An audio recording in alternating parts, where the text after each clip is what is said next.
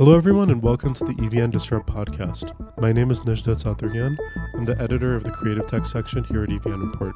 My guest today was Liana Karapetyan. Liana is the director of the Hero House Angels program, a program that allows people to angel invest in Armenian startups. She's also an associate at SmartGateVC and the program manager at Armenian Startup Academy. We spoke about the Hero House Angel program and how people can get involved. We also spoke about the importance of angel investing for a startup ecosystem. And we spoke about Armenia Startup Academy, a program that allows founders to better prepare to raise their pre-seed rounds. Liana, thank you so much for being with us today. Thank you very much for having me. Let's start with a little bit of your background. How did you get involved in the investing world? This actually happened by chance. Let me start with my educational background. My educational background is started with American University in Armenia. I graduated from AUA back in 2020. I mean, actually, just 2 years ago. And I majored in business. And then during my 4 years of undergraduate studies, I tried different things. I have some background in B2B sales, some background in digital marketing.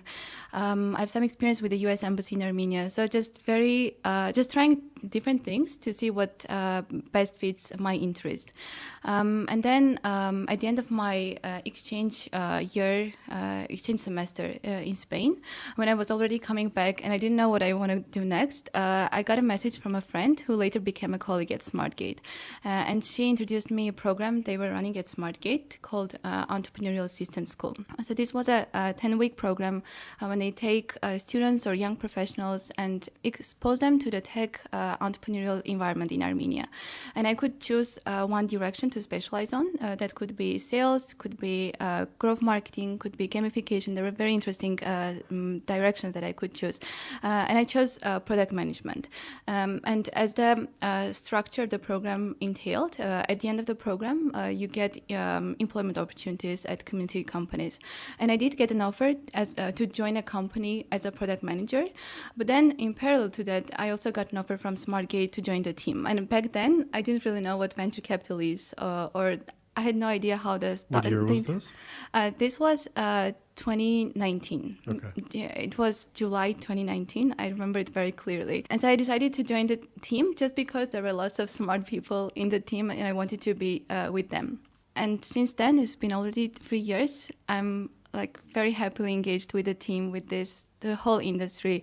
And that was really a very fundamental point in my career because that really set the stone on what I wanted to do, at least in the near future in my life. Remind me what the name of the program was called? The name of the program is Entrepreneurial Assistance School. And actually, I also wanted to mention that we're starting the next batch in in a week or so. The applications are already closed, but if there is someone very bright, we'll still be very much happy to onboard new students or young professionals who would like to join the program. Is this something SmartGate does annually? We did it annually before COVID. We didn't do it last year, but generally the trend is that we want to, because it's one mechanism to nurture the young talent in Armenia. The idea is to get young students or young professionals who want to get involved in the tech community in one way or another. Could be, as I said, could be a growth manager, growth marketer, could be a sales representative. And the goal for us is to prepare young talent to join the startups, both from the portfolio, from the startup programs we are running, or the wider community. Mm-hmm. Like the company that did an offer to me was not from our portfolio, was not from the startup programs. It's the ecosystem in general. Yeah. Tell us a little bit more about the program. What type of courses do you guys go under? What type of training do you guys receive? The Entrepreneurial Assistance Program? Yeah. It's different. The direction that we choose is different from year by year because before opening up the directions, we first talk to the community companies, see what are the requirements, what talent they need at this moment. And then based on the requirements, we open the directions. And then at the end of the program, during the program, we match the students with mentors. And these mentors come either from those very companies that needed the talent and also from outside expertise. And so they work together. There's a general learning plan that everyone passes through. And then there is a specific learning plan based on which direction you chose. Right. And then at the end of the program, we organize a small demo day, just like we do for our startup programs. Yeah. And during the demo day, they present some subject area that they studied or explored during the program. And then in the audience side, there are the real life employers, and they give the offers just upon the demo day. Yeah. Is it a full-time program? I think it takes around 15 hours or 20 hours per week. But the progress that you'll have during this program very much depends on how much commitment you give. Right. Like we require, I think, in my case, when I was part of this program, we required just 2 hours presence at Hero House for the group sessions or different other one-on-ones that we had with the mentors. The rest of the program is just on yourself, diving deep into different topics and then discussing those topics with the mentors. So the more time you put, the better results you'll get. Awesome. Okay, let's get to the Hero House Angels program. Tell us a little bit about what the Hero House Angels program is. Sure. So we started thinking about doing an angel network a bit more than a year ago. I think it was May, June last year. The idea was that every time we made an investment at SmartGate, there were some people who wanted to join the rounds, but the ticket sizes were small, and so they couldn't join the company because from the founder's perspective, they don't really want to take very small ticket sizes. Right. And they couldn't also invest in our fund because the same logic. We cannot accept very small ticket sizes because there's a limit on how many LPs you can have in the fund. And so in parallel to that, when we expanded to Southern California, established Hero House Glendale, naturally a community of mostly Armenians shaped around Hero House. And so among them were people who weren't very much connected to the Armenian, local Armenian tech ecosystem, but they really wanted to engage in one way or another. And so we decided to launch, to create a community where people can get access to good deal flow, can provide capital investments, and also engage with the Armenian tech companies. Because for our angel network, it's not only about capital investments, it's also about the expertise, the network, all the resources that come with every single individual. And so we formally launched the network in November last year, some 7 months ago. At the moment, we are around 67. I think the exact number is 67 at this moment. 67 angel investors? Yes. Mm-hmm. Some of them are seasoned angel investors, people who have done angel investing previously. They know how this whole processes work. But the majority are people who haven't done any angel investing before. Also, the thing is that we have many angel investors who are in their mid-careers. We have even younger angel investors, late 20s or early to mid-30s. People who have some capital. They're not like the most wealthy individuals, but people who have some capital and they have the interest to engage with the tech entrepreneurial environment in Armenia. We have really very senior executives, C-level executives from tech giants like Google, Amazon.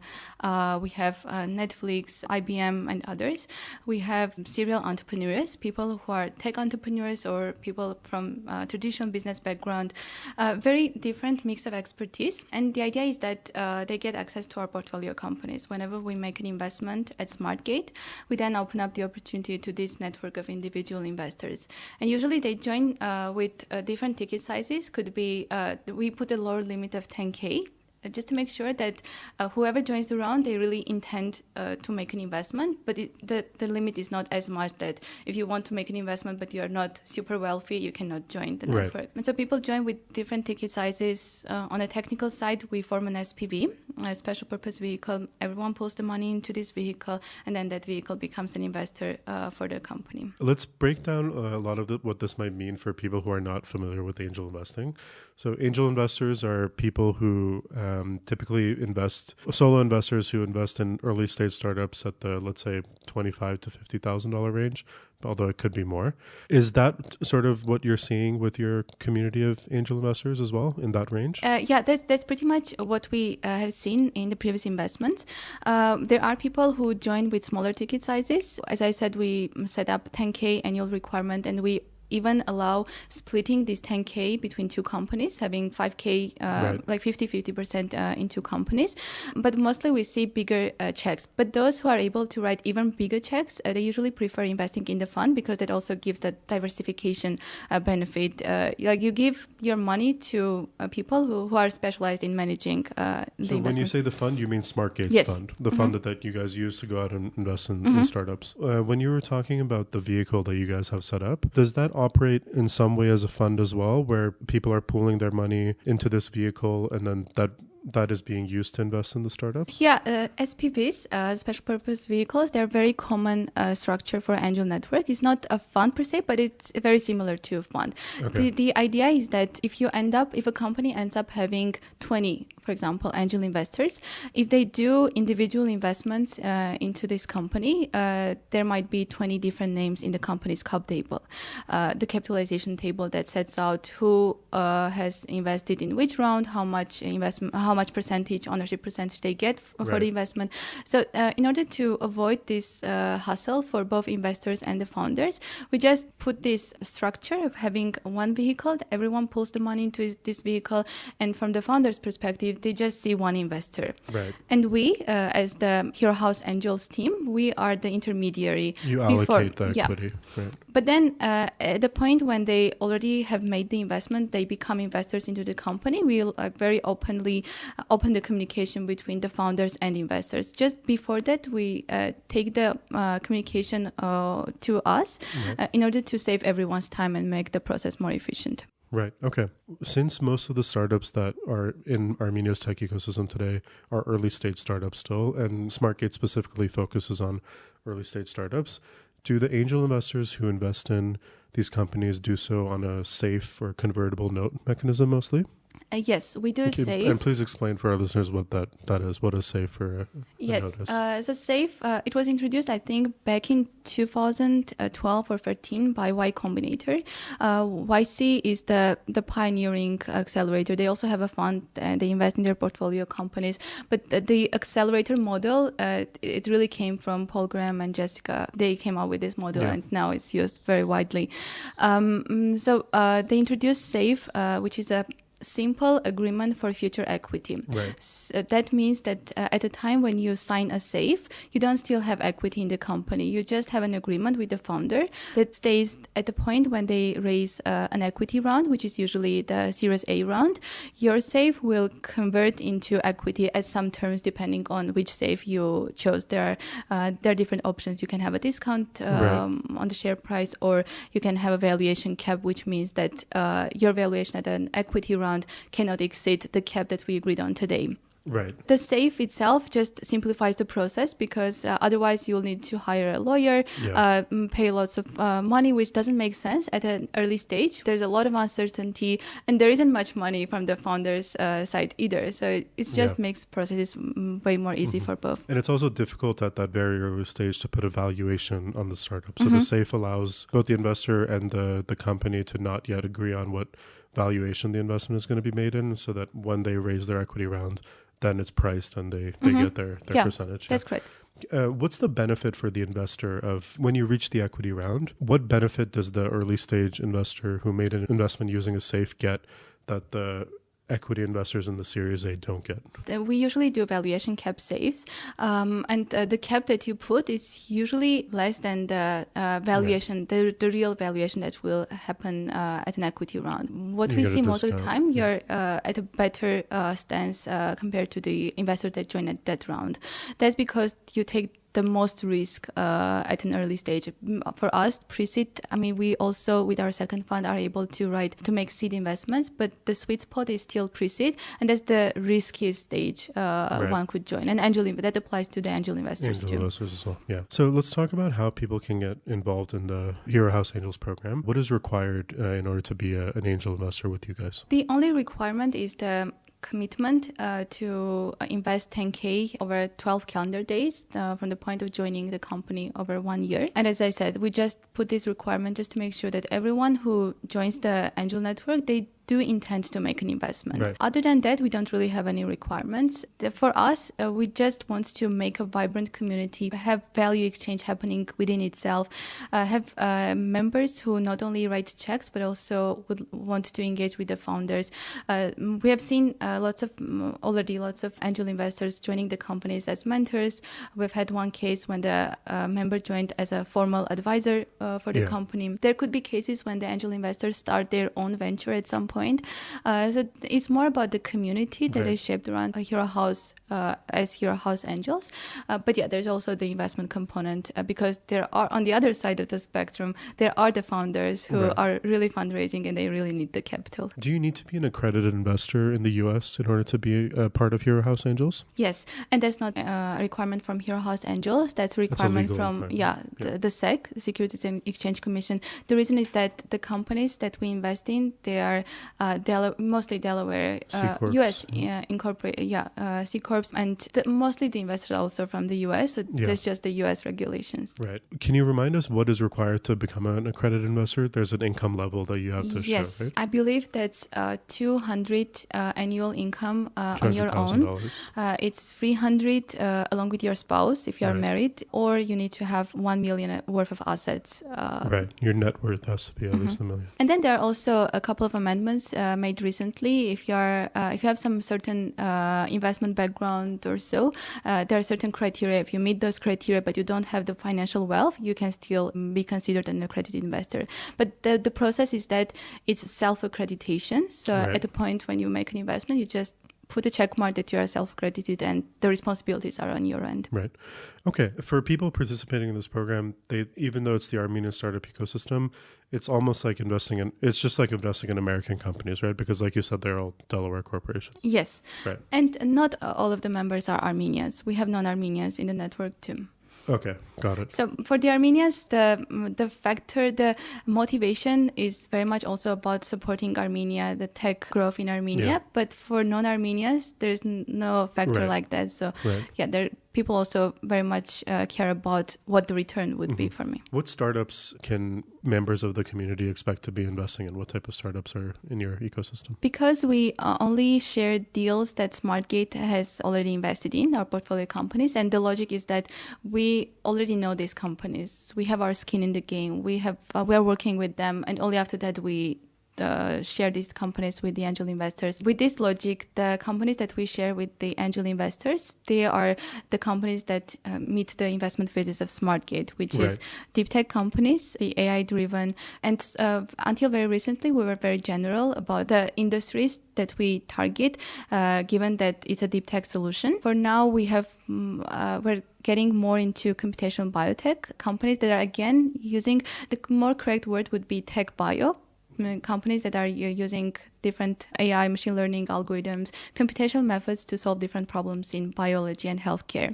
That's going to be a big portion, especially for our second fund. But again, we are targeting companies that are technology leaders. If someone is a member of your network and you guys make an investment in some startup, do they automatically get notified that the startup you're able to angel invest in the startup, or how do the connections work? Usually, sometimes there are companies that their rounds get filled very quickly, and there's just no more room for the angel investors to join in. The logic is that whenever we make an investment, the fund, the LPs, the limited partners who have invested in our fund, they get first access to the investments in case they want to make personal investments other than being an investor in the fund. Most of the time, there is room for the angel investors, but theoretically, it can happen that the deal doesn't get to the angel network. But mostly, as I said, it happens. So we make the investment, we share the investment with the fund LPs, and then we share the investment with the angel investors. Okay, got it. And what's the way that you notify them of that?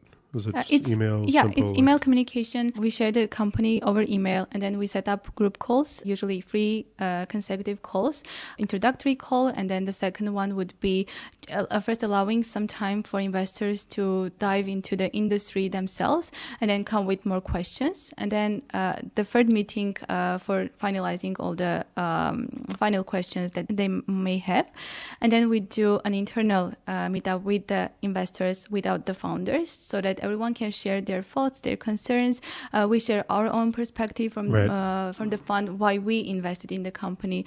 And then they share their commitments. If the total size of commitments, just over words, if the total size of commitments is more than the founder would accept, it's above their minimum requirement, we open the SPV and then the legal procedures follow. How can someone join the network today? I'm happy to talk to anyone who is interested to know further about how this whole processes work, I'm happy to get connected over LinkedIn or email. We also have information on the website on herohouse.io. There is a form to fill in and our team connects with them. But the procedure is that anyone interested, we get on a first introductory call, just getting to know each other and sharing about.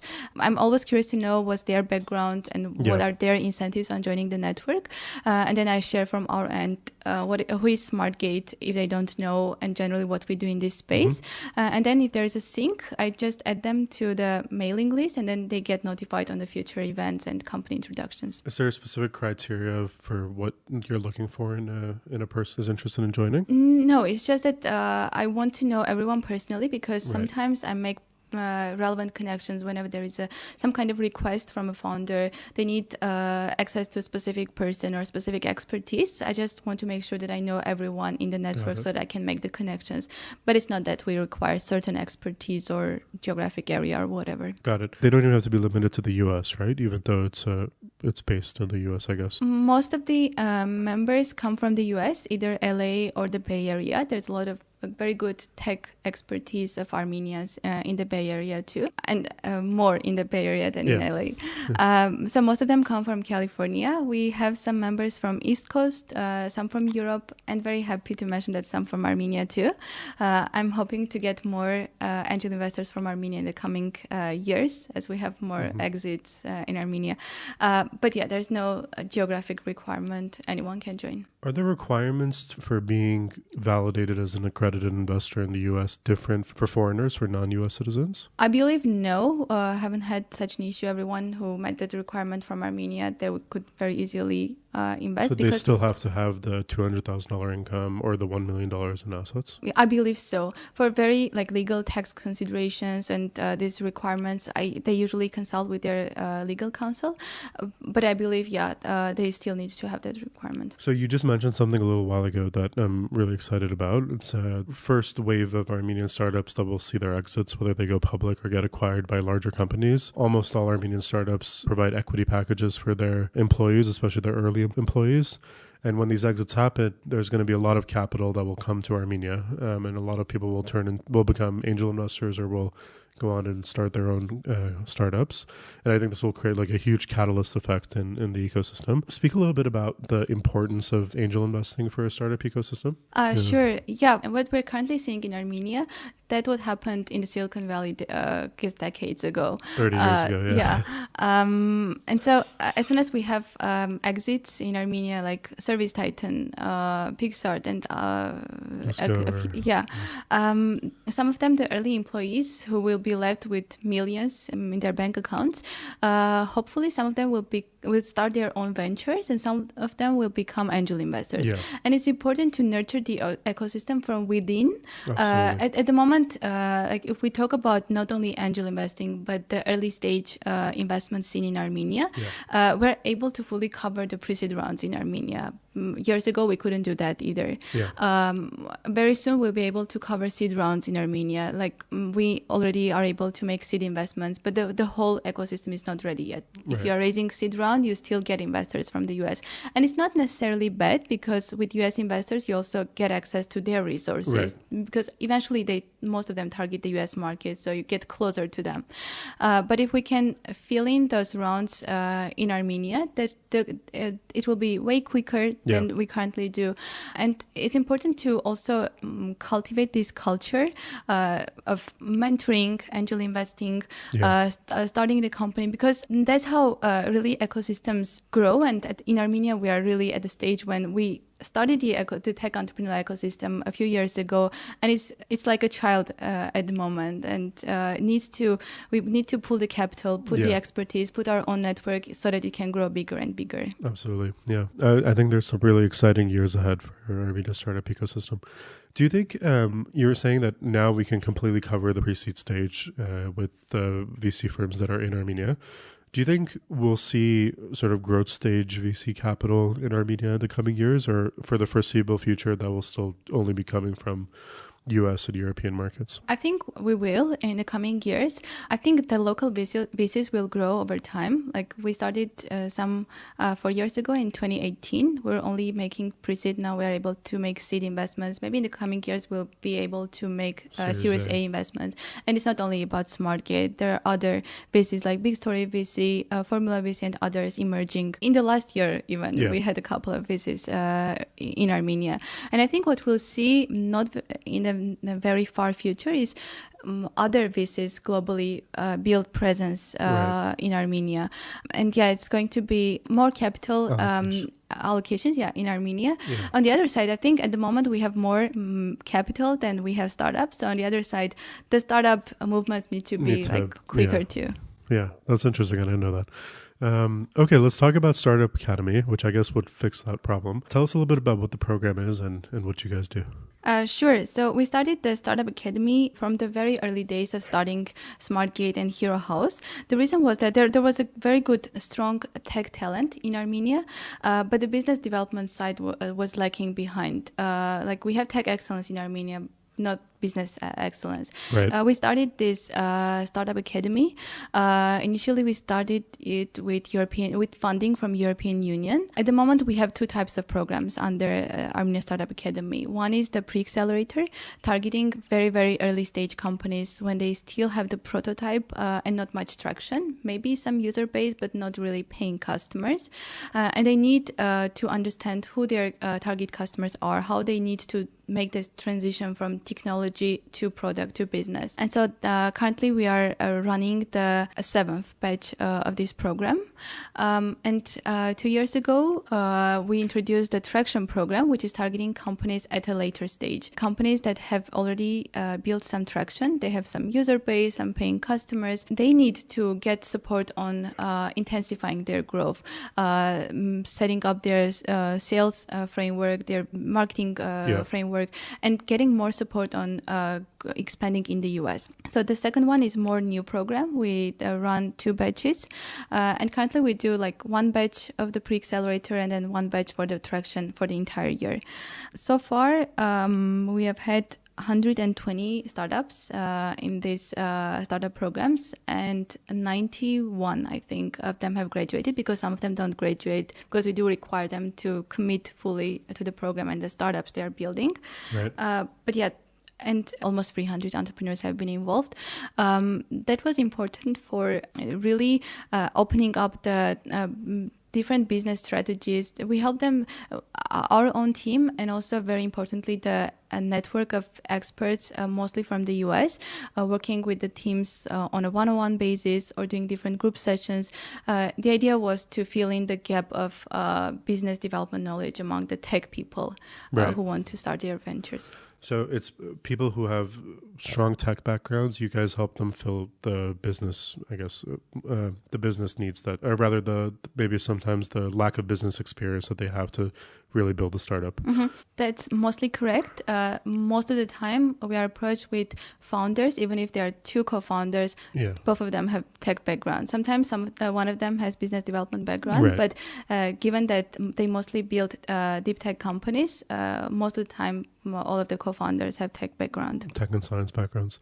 I'm curious, a lot of accelerators that do similar work, they will also do things like co-founder matching. Do you guys have a service like that? Or a program? We have had not a formal program. I think it has happened that we match a co-founder, but it just happened on the spot, so to say. Right. We don't have a formal program for that. Got it. And is this current batch of the Startup Academy already up and running? Yes. It started, I think, 3 weeks ago. Mm-hmm. There are 19 companies involved. It's going to be a 3-month program. So. Okay, Liana, and let's get to our last question. What do you hope to see for Armenia's startup ecosystem, especially in regards to angel investing in the next 5 to 10 years? I definitely hope to see more angel investors. And I think there could be like a mindset change among angel investors and potential angel investors, because when we think about angel investors, we usually think about very wealthy individuals who have a lot of capital and who will be fine losing this capital, because as you do angel investing, you know that very likely you may lose this money. But angel investing is not only a money-making mechanism, it's also about the whole process of going for this journey with the founders. And you can be an angel investors with very small ticket size. And so if you start angel investing at an earlier age rather than waiting until your late 40s, 50s to become an angel investor. And that's definitely a good thing because you get into this whole environment. And being an angel investor is not only about money. I think there are 4 pillars of being an angel investor: time, money or capital, expertise, and network. And there's different concentration for each. There are people who have a lot of money and not enough time to work with these founders. And there are people who have not as much money, but they have the network, they have some expertise, they have the time to commit and work with these founders. So if there is some concentration of these 4 pillars that you are interested into working with these founders, you can start doing angel investing from an earlier age. And even for younger people who don't have the money to invest, but they are still interested to get into this environment, they could be scouts for angel investors. Like if you do have the network and you hustle, you know the founders, you know who is building what, and you are able to do some smart filtering and identify the potentially good opportunities, and you introduce them to the angel investors, the wealthy ones, you can also get some share of the carry, right? So if you're interested to be in this space, there is something for all. So that it's more about the culture of angel investing, which I would like to see in Armenia in the coming years. And I think I'll just add one thing. Armenia's startup ecosystem is still so young that if you're able to just create that value for someone, like you said, you can really go a long way. Maybe in ecosystems like Silicon Valley and stuff that are so big and so mature at this point, it's harder to do that. But in Armenia, it's definitely possible. Yeah, very much agree. Liana, thank you so much for your time today. Thank you very much. It was a very nice conversation.